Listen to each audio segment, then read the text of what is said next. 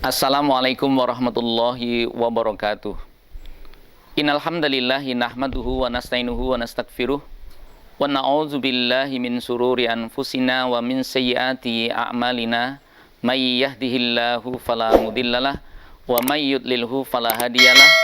Asyhadu an la ilaha illallah wahdahu la syarikalah wa asyhadu anna Muhammadan abduhu wa rasuluh.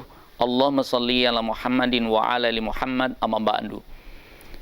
Jamaah pengajian yang dirahmati Allah Subhanahu wa Ta'ala, mari senantiasa bersyukur atas nikmat Allah sehingga pada kesempatan ini kita bisa hadir pada kajian Ramadan pada kesempatan siang ini. Jamaah yang dimuliakan Allah, pada kesempatan ini kita bahas tentang macam-macam atau klasifikasi manusia di dalam ibadah Ramadan. Di kitab Majalisus Syahri Ramadan ada paling tidak 10 macam orang-orang yang berpuasa. Adapun yang pertama, orang yang berpuasa adalah yang pertama adalah muslim, ya, balik, berakal dan juga mukim. Ya. Jadi satu adalah orang muslim. Orang muslim yang berakal, yang mukim, ya, yang balik, ini hukumnya wajib untuk mengerjakan puasa. Sebagaimana keumuman ayat ini, ya ayyuhallazina amanu kutiba alaikumusyiyamu kama kutiba alladina min qablikum la'allakum tattaqun. Ini orang-orang muslim yang wajib menerima kewajiban ibadah puasa. Adapun orang-orang kafir, maka dia tidak ada kewajiban untuk berpuasa. Karena dia bukan ahli ibadah. Nah, dia bukan ahli ibadah, maka dari itu orang kafir itu adalah tidak ada kewajiban puasa. Seandainya orang kafir ini kemudian masuk Islam atau menjadi mu'alaf, maka dia pun juga berpuasa pada mulai dia itu masuk Islam dan tidak berkewajiban untuk mengqadha hari-hari yang ditinggalkan selama di dalam kekafiran. Karena Allah Ta'ala pernah berfirman, kullil ladzina kafaru intahu yukfar lakum ma qad salaf. Wahai orang-orang kafir, jika kamu berhenti dari kekafiranmu, maka Allah akan mengampuni yang telah lalu. Itu yang pertama, yang berpuasa adalah orang muslim, yang balik, yang berakal, yang mukim. Kemudian yang kedua, orang berpuasa adalah as-shaghir, anak kecil. Anak kecil ini dia tidak wajib untuk berpuasa. Ya, sebagaimana Rasulullah SAW bersabda, rufi'al aqlam ala thalath. Ya, pena itu diangkat atas 3 perkara, 3 orang, yaitu an-naim hatta aiqadha, as-shaghir hatta yakbura, wal majnun hatta yaqifa. Diangkat pena itu terhadap 3 orang. Yang pertama adalah orang tidur sampai dia bangun. Jadi selama tidur tidak ada kewajiban. Kemudian anak kecil sampai dia dewasa. Kemudian al-majnun hatta yafiqa, yaitu orang gila sampai dia sadar. Jadi anak kecil ini tidak termasuk kewajiban puasa. Hanya saja para ulama salafus saleh dulu telah mengajarkan, mendidik anak-anak mereka sebelum balik untuk melakukan ibadah puasa dan mengajak mereka pun juga ke masjid untuk mengerjakan sholat jamaah, dan ini termasuk suatu pendidikan yang baik, membiasakan, maka ini dibolehkan. Seandainya anak yang belum balik ini berpuasa dengan benar atas bimbingan orang tuanya, maka pahalanya kepada orang tuanya. Tapi dia pun tidak berkewajiban berpuasa dan tidak wajib untuk mengqadha hari-hari yang ditinggalkannya. Tetapi seandainya dia itu dalam rangka untuk pendidikan, maka tidak mengapa. Kemudian yang ketiga, al-majnun, orang gila. Ya. Al-majnun, orang gila ini juga tidak ada kewajiban puasa dan juga tidak ada kewajiban mengqadha atau membayar fidyah. Karena orang gila itu adalah orang yang kehilangan akal. Dan orang yang tidak punya akal, tidak punya berniat di dalam ibadah, tidak bisa berniat atau menyengaja sebuah ibadah. Padahal setiap ibadah ditentukan dengan niat. Innamal a'malu binniyah. Sesungguhnya amalan seseorang itu tergantung kepada niatnya. Maka orang gila tak mampu berniat, maka dia tidak punya kewajiban untuk berpuasa. Seandainya orang gila itu kemudian dia menjadi sadar, maka dia wajib puasa ketika mulai sadar. Taruhlah ketika gila itu dia sadar 10 hari akhir Ramadan, ya hanya kewajiban 10 hari itu dia berpuasa dan tak wajib untuk mengqadha hari-hari yang ditinggalkan selama dia gila.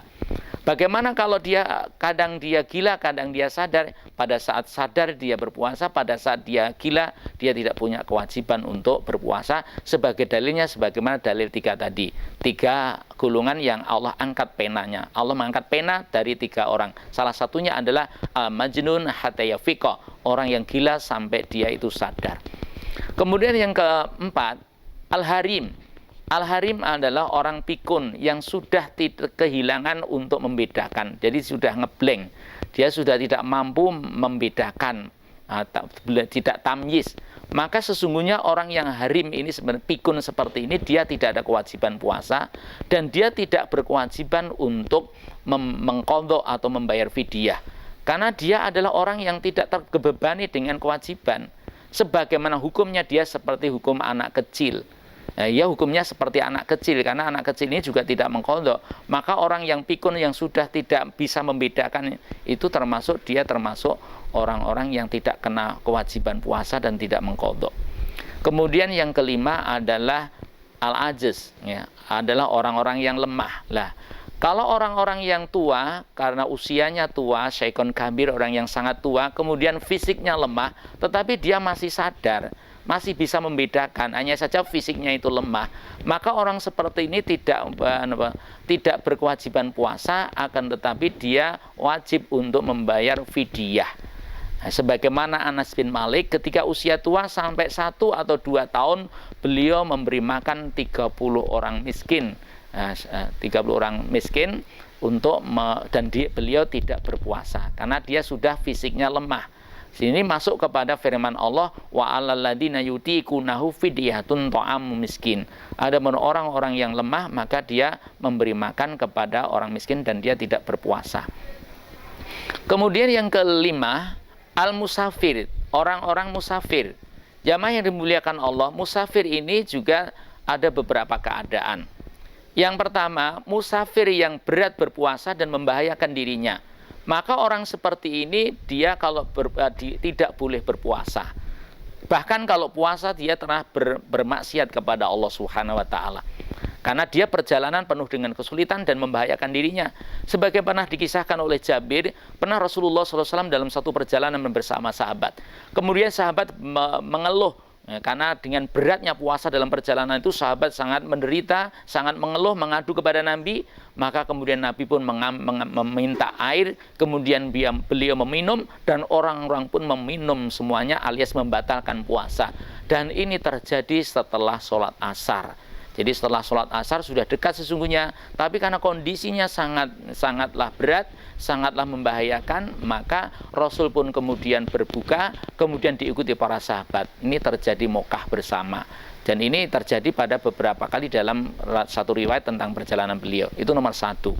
Yang kedua, orang musafir yang itu berat berpuasa tetapi dia itu tidak membahayakan dirinya. Dalam keadaan seperti ini yang afdol adalah dia tetap berbuka. Karena pernah diriwayatkan dalam kisah lain, pernah Rasulullah SAW dalam suatu perjalanan melihat seseorang yang berada di pinggir jalan, dipayungi oleh sebagian orang, kemudian dikipasi. Kemudian Rasulullah SAW bersabda, "Mahada, ada apa ini? Kok ada orang yang dikerumuni? Hada shaim, ya Rasulullah, ini orang berpuasa, hampir semaput." Maka apa jawab Rasulullah SAW? Laisa minal bir as-saumu fis safar. Tidak ada kebaikan puasa di dalam perjalanan ketika puasanya itu terasa berat olehnya. Kemudian yang ketiga, orang musafir yang dia itu ringan berpuasa dan tidak membahayakan dirinya. Maka seperti ini ya dia lebih utama adalah berpuasa. Wa antasumu khairul lakum in kuntum ta'lamun. Jika dia itu berpuasa maka dia itu lebih baik daripada dia tidak berpuasa. Kemudian dan ini misalnya perjalanan yang ringan, mungkin mobilnya atau dia pakai pesawat atau pakai mobil yang nyaman dan tidak terasa berat, maka boleh dia itu tetap berpuasa. Karena zaman Nabi SAW pun sebagian mereka pun juga ada yang berpuasa, sebagian mereka pun juga ada yang mereka itu berbuka. Dan itu dibolehkan. Dan orang yang berpuasa pada perjalanan ini, Nabi tidak mencela orang yang berpuasa, dan Nabi juga orang yang berpuasa tidak mencela yang tidak puasa, yang tidak puasa pun juga tidak mencela yang berpuasa. Karena apa? Allah telah memberikan keringanan orang-orang yang berpuasa ini. Karena Rasulullah Shallallahu Alaihi Wasallam pernah bersabda, Innallaha yuhibbu an tu'ta rukhsahu. Sesungguhnya Allah Subhanahu wa taala itu sangat mencintai jika rukhsahnya, keringanan itu diambil. Karena ini sebagai bentuk rahmat karunia Allah kepada hambanya. Di mana agama itu mudah. Inna dina yusrun, agama itu mudah. Fala yusadadina ilang golabahu. Janganlah kalian mempersulit agama dalam agama ini. Maka ia akan menjadikan seseorang itu menjadi terkalahkan. Artinya menjadi berat, menjadi celaka. Karena apa? Allah memudahkan mereka, baik mereka justru mengambil yang berat. Nah, ini maka menjadikan satu peringatan kita semuanya bahwasanya orang musafir itu ada keringanan untuk berpuasa, dan dia wajib mengqadha pada hari lain sebagai keumuman ayat, wa man kana minkum maridun aw ala safarin fa'iddatum min ayamin ukhra. Adapun orang-orang yang sakit atau di dalam perjalanan, maka dia wajib mengqadha pada hari-hari yang lain. Jadi musafir ini mengqadha, bukan membayar fidyah. Jamaah yang dimuliakan Allah, pada kesempatan ini kita membahas 5 klasifikasi orang yang melaksanakan ibadah puasa. Yang pertama muslim, dia mempunyai wajib atasnya berpuasa. Yang muslim yang balik, kemudian yang mukim dan berakal. Kemudian yang kedua, anak kecil tidak wajib untuk puasa. Hanya saja kalau dia dilatih, maka ini sangat dianjurkan. Kemudian yang ketiga adalah orang majnun, orang gila. Orang gila ini tidak ada kewajiban puasa karena dia tidak ada niat, tidak bisa menyengaja dengan niat, sehingga dia tidak wajib puasa, dan puasa ketika dia dalam keadaan sadar. Yang keempat adalah orang yang lemah, orang tua yang lemah, para pekerja berat yang tidak mungkin dia untuk berpuasa, maka orang seperti ini bisa untuk tidak berpuasa, sehingga dia mengganti hari-harinya itu dengan membayar fidyah. Kemudian yang kelima adalah musafir, orang yang bepergian. Tentunya musafir yang mendapat keringanan ini adalah bepergian dalam kebaikan, bukan bepergian dalam maksiat. Seandainya itu bepergian dalam kemaksiatan, maka dia tidak berhak untuk mengambil rukhsah ini. 5 golongan orang yang berpuasa. Semoga Allah Subhanahu wa taala memudahkan kita untuk memahaminya. Subhanakallahumma wa bihamdika asyhadu alla ilaha illa anta astaghfiruka wa atubu ilaik. Assalamualaikum warahmatullahi wabarakatuh.